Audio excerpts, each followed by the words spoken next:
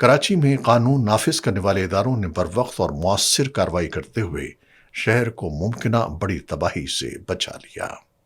سی T D نے 2000 kilogram سے زائد تیار دھماکہ خیز مواد برآمد کر کے 3 دہشت گردوں کو گرفتار کر لیا۔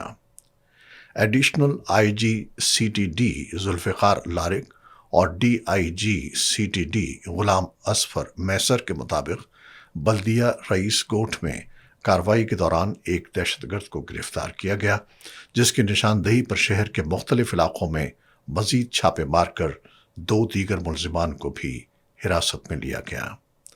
ابتدائی تحقیقات میں انکشاف ہوا ہے کہ بارودی مواد افغانستان سے بلوچستان کے راستے کراچی پہنچایا گیا تھا اور دہشت گردوں نے شہر سے 35 سے 40 کلومیٹر دور مکان کرائے پر لے رکھا تھا۔